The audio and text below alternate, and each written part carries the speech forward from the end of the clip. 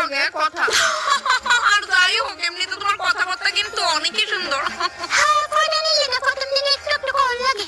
কি তো? না না কিচ্ছু না, বলছি যে আমি সবসময় এভাবেই কথা কই।